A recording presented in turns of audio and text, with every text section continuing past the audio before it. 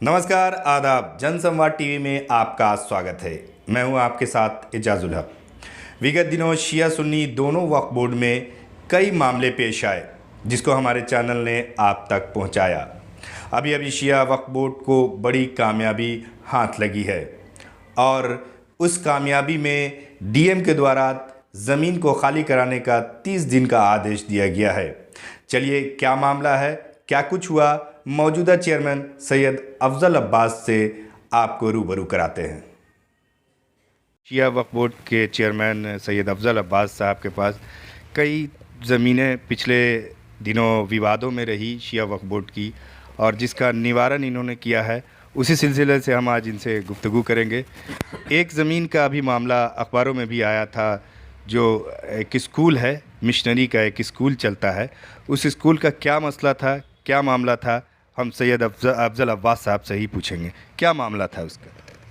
ग़ालिबन 2018-19 में 18 में मेरे पहले जो चेयरमैन थे उन्होंने स्कूल को लीज़ किया था, और लीज़ करने के बाद 3 साल का एग्रीमेंट था और उसका एक रेंट भी आता था हम लोग को। और लीज़ के उसी पैसा से हम लोग गरीब बच्चों को, शिया सुन्नी दोनों बच्चों को हम लोग पढ़ाते थे। लेकिन मेरे बनने के बाद 2021 जुलाई में शायद उसका अप्रोक्स डेट याद नहीं रहा, 21 के आस जुलाई में ही उसका टेन्योर ख़त्म हो गया, 3 साल।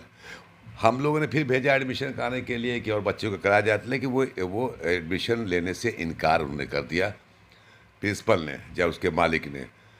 और ये दावा उन्होंने किया कि ज़मीन शिया वक्फ बोर्ड की नहीं है, बल्कि ये स्कूल की ज़मीन एक सम यादों से मैंने ख़रीदा है, जबकि ऑलरेडी वो वक्फ बोर्ड में रजिस्टर्ड है और जो कागजात दिखा रहे हैं उससे पहले हमारे रजिस्टर्ड है। हम लोग इस पर आगे बढ़े, और यही यहाँ तक कि नहीं कि वो बच्चे जो नए फ्रेश बच्चे का एडमिशन तो दूर की बात है, जो बच्चे पढ़ रहे थे उनके बच्चे, उनके गार्जियन को तंग करना शुरू किया और कहा कि पैसा अगर नहीं दोगे तो हम तुमको हटा देंगे, एग्ज़ाम में अपीयर नहीं होने देंगे। और हमारे कोशिश, हमारे ये हैं आरिफ साहब, सीओ साहब, हम सब लोगों ने कोशिश किया कि बच्चों की लाइफ मुस्तकबिल ख़राब ना हो। इसलिए हम लोगों ने कोशिश किया कि जो गरीब बच्चे हैं या एकदम उनके पेरेंट्स कुछ नहीं कर पा रहे हैं, उनके बच्चे पढ़ें, तो पिक एंड चूज़ करने के बाद हम लोग 18-20 बच्चों का हम लोग लिस्ट बनाया। हमारा ठीक है, वक्फ बोर्ड अपने स्तर से पैसा देके कम से कम बच्चों के मुस्तकबिल बचा रहे। पैसा उसके एक वक्फ स्टेट से हम लोग पैसा लिया और ट्रस्ट से, और ट्रस्ट के मैनेजर भी गए देने के लिए, लेकिन उन्होंने स्कूल के जो मैनेजर या प्रिंसिपल थे साहब लेने से इनकार कर दिया। और ये दावा उन्होंने किया था कि हमारी ज़मीन है। नतीजा हम लोग गए थे, कोर्ट पे भी गए, अब डीएम को भी इसकी डीएम को चिट्ठी लिखा था, एसडीएम को चिट्ठी निकला था, और डीएम ने इसको पारित कर दिया कि ज़मीन शिया वक्फ बोर्ड की, इसको खाली किया जाए। अब 30 दिन का टाइम मिला हुआ, आपने पढ़ा भी होगा, अखबार में भी आएगा, और आपको शायद उसकी नोटिस भी मिली होगी कि इनको खाली करना है। हम उस ज़मीन को खाली करा कर रहेंगे, और उसके बाद से फिर हम उस ज़मीन पर जो लाहे अमल तैयार करना होगा, या उसकी ज़मीन पर क्या किया जाए। मतवली इस वक्त नहीं थे, मतवली नए मतवली हैं, उनसे बात करके कुछ इस पर हम डेवलपमेंट का काम करेंगे। लीगल एक्शन जब आपने लिया तो फिर स्कूल के जो इंतज़ामकार हैं उनसे आपकी फिर से बात हुई? नहीं, जब हम बने उसके बाद से कई बार मैंने प्रिंसिपल को फ़ोन किया, और मैं समझता हूँ कि टेन्योर बाकी था, मतलब कहने का 3 साल बाकी था, उस दौरान भी कि बच्चे का एडमिशन ले लीजिए, गरीब बच्चा लिख के भेजा है। सारा आरिफ साहब ही चिट्ठी लिखते थे स्कूल के बच्चों का। एक भी बच्चों का एडमिशन, लगभग 60-70 बच्चों का हमने लिख के भेजा था, एक भी बच्चों का एडमिशन उन्होंने लिया। तो इंटेंशन साफ था कि ये गसब करना चाहता था वो उस ज़मीन को। तो अल्लाह का शुक्र है कि हम लोग की कोशिश, बोर्ड ऑफिस की कोशिश, सीईओ की, हमारी और स्टाफ जितने भी सब कोशिश की बुनियाद पे आज डीएम का ऑर्डर आया। सरकार को भी हम मुबारकबाद देते हैं, डीएम के को भी हम शुक्रगुजार हैं कि ऐसे से बहुत सारे मसले जो पटना में हैं, जो पटना के डीएम है पटना में, उस पर सॉर्ट आउट किया जा रहा है, नोटिसें जा रही हैं। जो लोग भी गासिब हैं, जो गसब किए हुए हैं, मेरी कोशिश है कि उसको अपने। अच्छा, एक और मामला अभी आया था प्रकाश में कि एक सिटी का मामला है, लक्की बिस्किट बड़ा मशहूर जगह है हाजीगंज में, वहाँ एक मस्जिद थी, उसके आगे मार्केट बन गया। क्या मामला था उसका? देखिए, हमारे जितनी भी चीज़ें आप जो डिस्प्यूटेड मैटर आपके सामने नज़र आ रही हैं, मेरे 1 साल 2-3-4 महीना हुआ मुझे बने हुए, जिसमें 6-7 महीना तक कोरोना ही बर्बाद कर दिया। एक भी कोई भी काम मेरे दौर का लिटिगेशन वाला मैटर नहीं है। हम जितने भी लिटिगेटेड मैटर है उसको रिजॉल्व करने की ही कोशिश कर रहे हैं। पूर्व के चेयरमैन ने वहाँ के एक नाम भूल रहे हैं उनको ने पता नहीं हमारे स्टाफ को जैसे भी करके उसको लीज आउट कर दिया। और जब हम बने थे तो हम गए थे देखने के लिए।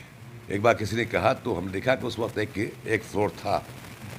तो हम लोग असल में क्या है कि वो ज़मीन का अभी फाइंड आउट नहीं हो पाया कि हमारे यहाँ रजिस्ट्रेशन वो नंबर है कि नहीं है। और जहाँ तक मुझे लगता है कि गलत तरीके से उसको लीज आउट किया गया था। अभी आज भी हमारे अपने सीईओ से ही बात हुई मेरी कि इसकी हम तहकीक कर रहे हैं, हम उसका हम पेपर निकाल रहे हैं। अगर वो हमारे हमारे वक्फ की ज़मीन है, अव्वल तो वो ज़मीन अव्वल तो वो वहाँ पे मस्जिद है, बोसीदा हालत में नमाजें नहीं होती हैं, एकदम कोलैप्स कर चुका है। लेकिन मस्जिद की जगह आज भी है जो एकदम एक नैरो प्लेस में बना हुआ जाने के लिए, जो हम खुद मैंने देखा है। तो हम कोशिश करते हैं कि उसका कागजात निकल जाए तो हम उस पर एक्शन लेंगे। जो कानूनी कार्रवाई है, विधिवत कार्रवाई करके उसको हम खाली कराने की कोशिश करेंगे। इसमें हम 15-20 दिन से हम लगे हुए हैं कि अपने लोग कहा कि वो खतियान निकले, इसका प्लॉट नंबर निकले और किसके नाम से था, क्या है। देखिए, किसी जंग लड़ने के लिए सबूत चाहिए, तो सबूत हम इकट्ठा कर रहे हैं और सबूत अगर इकट्ठा हो गया इंशाल्लाह उसको। अच्छा, वक्फ 19 का क्या मामला है? वहाँ भी बहुत सारी कंस्ट्रक्शन हो चुके हैं, हो गया। से सदर गली की बात आप कर रहे हैं, हम गए थे। वक्फ 19 का मामला ये है कि वहाँ पे जो डेवलप करने के लिए जो ऑर्डर किया गया था, चेयरमैन ने जो ऑर्डर किया था उसमें ये था कि आप 2800 स्क्वायर फीट जो पीछे की ज़मीन है, दानिश और एक और नाम भूल रहे हैं उन लोग के, दिया था कि आप इसको डेवलप कीजिए। डेवलप में शर्त ये है कि पहले मस्जिद की तामीर कीजिए, इमामबाड़ा की तामीर कीजिए। लेकिन हुआ ये है कि मस्जिद तो दूर की बात है, इमामबारगाह तो दूर की बात है, जो स्पेस बचा हुआ है मैं समझता हूँ कि वो सिर्फ एक बाथरूम के बराबर नहीं है। और इसमें फर्स्ट सेकंड फ्लोर तक उन्होंने बना लिया है। हम इस पर चूँकि हमने खुद जांच किया है, उसकी रिपोर्ट हम खुद दे रहे हैं, हम उसका कोई एमिकेबल सेटलमेंट करें, सुटेबल रास्ता निकालें, वरना डिमोलिश करके फिर से हम वहाँ चाह रहे हैं कि एक दुकान मतलब एक मार्केट बने और वहीं के लोगों को फ़ायदा हो। तो ये गलत तरीके से उसको एग्रीमेंट किया गया था। और जो लोग जिन लोगों ने बनाया भी है उन्होंने लिखित दिया है मुझे कि चेयरमैन के मौखिक आदेश पे हमने किया है। तो अब क्या बताएं आपको। अच्छा, ये जो आप जितने भी साबिक चेयरमैन के बारे में बता रहे हैं, तो उन पर कोई लीगल एक्शन बनता है कि नहीं? अब देखिए सवाल कानूनी दाव पेच की जहाँ तक बात कीजिएगा तो उस पर हम अभी नहीं गए हैं। हमारा मकसद है कि हम ज़ख्मों पे मरहम लगाना नहीं चाह रहे हैं या बनाना चाह। हमारा मकसद सिर्फ यह कि किसी को इतना भी नहीं, हमारा मकसद है कि कैसे अपनी प्रॉपर्टी अपने कब्ज़े में आए, हम अपनी एनर्जी अपने औकात की अपनी मिल्कियत को हासिल करने में लगाएं, बेहतर यही होगा।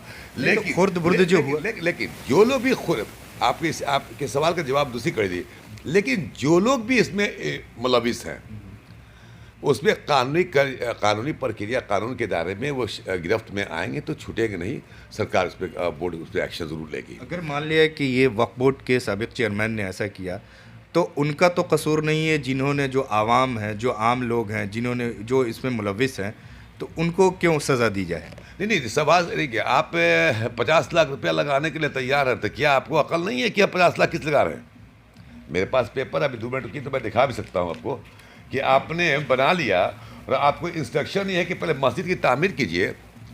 आपकी तो जागीर नहीं है तो आपने मस्जिद तामीर क्यों नहीं? ठीक, चलिए, आपने नक्शा भी नहीं दिया, आपने एस्टीमेट नहीं दिया, आपने कैसे बनेगा, कहाँ से पैसा आएगा, पैसा आप ही लगाएंगे तो कैसे उसका एडजस्टमेंट कैसे होगा?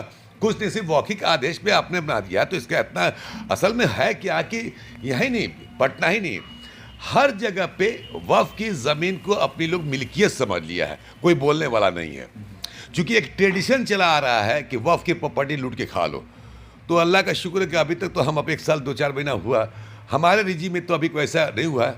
और हमें आपके चैनल के माध्यम से भी पूरी आवाम से इल्तिजा कर, जहाँ जहाँ भी कुछ ऐसी कमियाँ नज़र आती हों और उसको बताएं और उसका सबूत दें, उस पर हम एक्शन कानूनी कार्रवाई करेंगे और हम हमसे भी कोई गलती हो तो हमको सलाह दें ताकि हम उसको सुधार कर सकें। जी बहुत शुक्रिया। ये थे शिया वक्फ बोर्ड के चेयरमैन अफजल अब्बास साहब, जिनसे हमारी गुफ्तगू हो रही थी।